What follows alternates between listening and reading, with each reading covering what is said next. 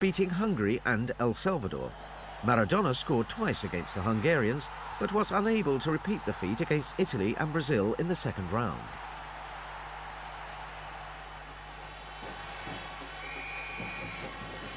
In the latter, frustration got the better of him, and he was sent off for violent play. At the age of 21, Maradona's tournament ended in disappointing fashion as the holders crashed out.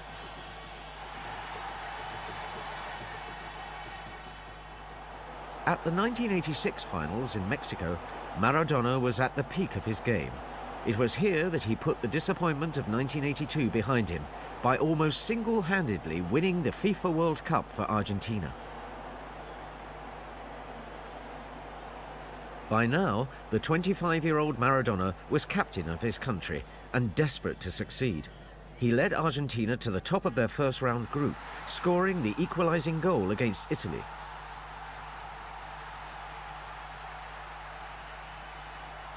Incredibly, the quarter-final match against England provided Maradona with the most controversial and colourful moments of his career. He gave Argentina the lead in the 51st minute by scoring with what he famously called the hand of God.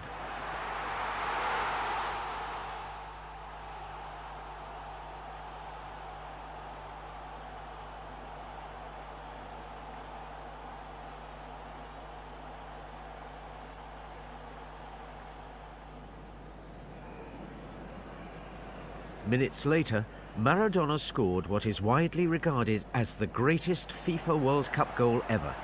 He glided past several English players before rounding goalkeeper Peter Shilton and scoring.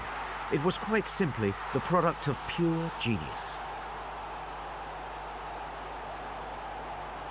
Argentina won the match 2-1, and in the last four, Maradona was instrumental in guiding Carlos Bilardo's side to the final. He destroyed a strong Belgium defence with another one-man show. Early in the second half, Maradona glided into the penalty area before gently flicking the ball over Jean-Marie Pfaff into the back of the net.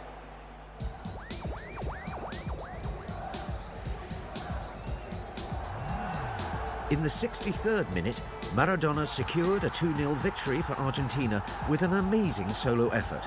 Running at the heart of Belgium's defence, he went past three opponents as if they were not there before hooking the ball past the keeper.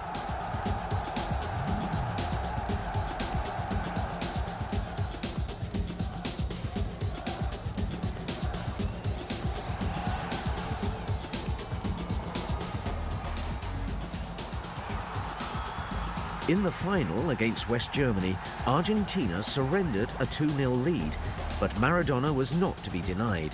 With minutes remaining and the game level at 2-2, he threaded a delightful ball through to Burruchaga, who raced clear of the German defence and scored.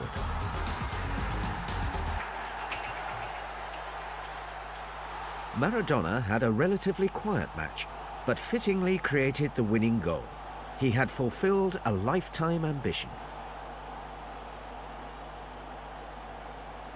4 years on, at the age of 29, he assumed a different role for Argentina's title defence. The tournament took place in Italy, where Maradona was nearing the end of a successful 7-year spell with Napoli. Though his physical powers had diminished due to a serious ankle injury, the skipper's will to win remained as strong as ever. Maradona was a shining light and captained Argentina to their second successive FIFA World Cup final. In the decider, West Germany denied Maradona the time and space to create opportunities, and in doing so, nullified his threat.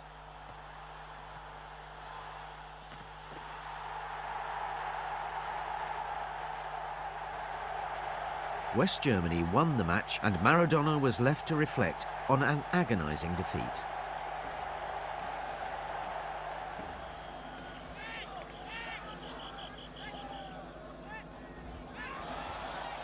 The last chapter in Maradona's FIFA World Cup career was also the darkest. Despite scoring a wonderful goal against Greece during a comprehensive 4-0 win, Maradona's 1994 FIFA World Cup ended on a sour note when he was sent home from the USA after testing positive for the banned substance ephedrine.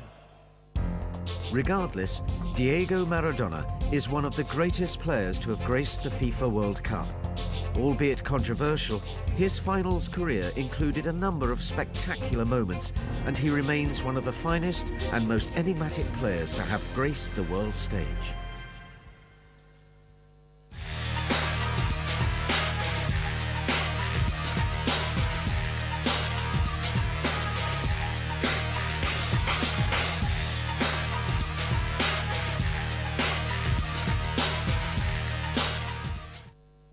All right, welcome to the show, and welcome to the breaking story that Diego Maradona just passed on. We'll keep you posted as far as that one is concerned. My name is Sopriye Godwin Judge. I will keep you highlighted with a lot of international stories, especially the UEFA Champions League, and of course the incident happening in CAF, where Ahmad, the CAF president, has appealed the suspension by FIFA. I have two gentlemen with me in the studio. One of the organizers of the 4th edition of the CPM Inter-Ama Unity Cup, right here with us in the house. You're welcome, sir. What's your name, sir? Yeah, my name is Collins Yoloma. Yeah, Collins Yoloma is right here with us. Will keep us posted as far as that football tournament is concerned. Joshua, our in-house guest analyst, is also here with us in the house. And Joshua, let's reflect on the fact that the world has just lost somebody very important, Diego Maradona. Let's start with our caption on him. It's a confirmed story that he has died. And that's why we decided to start with his exploit at the 1990 World Cup and 1994 World Cup. Diego Maradona passed on this evening in Buenos Aires, Argentina. What's your thought about him? Yeah, it's a very sad one for the world of football indeed. Maradona was an icon of our time. He single-handedly carried Argentina to win the World Cup in 1986. He has done so much for world football as well. I know he has been struggling with his health recently as well, so he recovered from it. Sadly, we lost him. It's a sad one, sad day for football in general in the world. Collins, we behind the scene. What's your thought? What memories can you remember of this guy? Yeah, so Maradona, when I was growing up in secondary school, and then we're in love with football. That's one of the guys we look up to. In fact, everybody in my class at that time wants to be like Maradona. So oftentimes you see us pick the ball and we pick our names. Everybody's taking the name Maradona. Everyone wants to put on the number 10 jersey, Maradona. So I think he's an inspiration to youths. When we look at him and then we want to be like him. So we just lost a great inspiration. Well, the world has lost a great footballer. Diego Maradona is no more. He died this evening in Argentina, Buenos Aires. Sad one from the world of football. Now we'll talk about the 4th edition of the CPM football tournament. It's a local football tournament being played in Africa. Tell us, Mr. Collins, today is a match-free day. Why do you decide, or why do you guys decide to use football as means to, try and preach evangelism to football, to people in Africa? Yeah, so there is this common thought that football is a unifier in Nigeria. In fact, football is one game where I've seen that Nigerians don't discriminate. You see the Hausa man, the Igbo man, the Yoruba man, the Niger Delta man, all we sit together in a place to watch football once Nigeria is playing. So understanding that football is a unifying factor, we have this concept that we can actually support establishing a peace foundation within the Krika area and a means of evangelism. So we have done a review and found out that the guys within that locality likes playing football. Have you been getting response? Because I know last year you had this football tournament. Are you getting good response from the kids coming out? We're getting good response from the kids coming out. We're getting good response.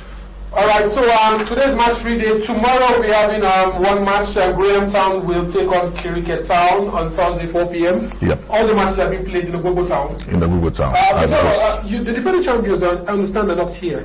Yeah, the defending champion is Kaliwama. So they're not here because they were on suspension for 2 years. So they'll not be part of it to defend the cup? Yeah, they won't be there. So sad. So what's the prize money for this year's football tournament? Well, we just started. So prize money, 200K for the first team, not bad. 150 for the second team, and then 100 for the third team. Thank you very much for your time and your thoughts. Thank you. Okay, let's move to something different because there's a lot of confusion in CAF, and let's look at our captions we have. We have lots of captions coming out today. Okay, this is coming from England. I'm Joshua. Gordon Taylor has resigned from the PFA at the end of the season in the Premier League. These guys are working ahead. Yeah. It's probably the right time for him to take a bow. But he probably has been there for a while. So they're looking towards the future as well to bring in somebody with fresher ideas as well too. All right, so that's the PFA, the Premier League, will be having a new chief executive. Let's look at the other captions we have, shall we? Because we have, and this one we talked about this one. This one, officially, the president of CAF, Ahmad, has appealed his suspension from FIFA. He wants to contest the CAF elections, which comes next year. He has little time because it will take about 2 months for him to have any idea of coming back. Can he survive? Can Ahmad survive this? At the moment, it looks very, very uncertain for him as well. So it looks his chances of actually appealing and getting a victory in that appeal looks very, very slim as well. The odds are actually stacked against him, because if you look at everything that has gone on in recent times as well too, his chances are in recent times with FIFA. In fact, we've had cases of corruption in FIFA, we had cases of corruption in CAF, even before he even assumed office as well too. So it's just, I don't know, it's a difficult one for him and for CAF at this point in time. Let's look at something different. All right, there was a pre-season friendly and Plateau United lost to Nasarawa United 2-1 in this one. They are going to be playing their CAF Champions League matches in the new stadium in Jos. Initially, they were not sure about where they were going to play it, but now it's confirmed that they were playing in Jos. What's your thoughts? Plateau United, are you confident with these guys? Can they deliver in the CAF Champions League? They don't have any option at the moment. They are one of the two representatives we have right now at the moment. So the best we can do is to give them our full support as well. So by now, of course, they should have done, or they should have fortified every necessary area of the team. They are supposed to fortify by now by inject the right set of players as well. Not like overhauling the team entirely. But losing to a small side like Nasarawa United, you don't think it's a shocker, or you say just a pre-season friendly? It's a pre-season friendly. Let's just give them the benefit of the doubt as well. So.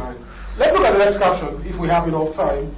Yes, can we expand that one? Because 4 Nigerian female clubs have been suspended or relegated because they didn't meet up with the standard being set by the Nigerian Women's Football League.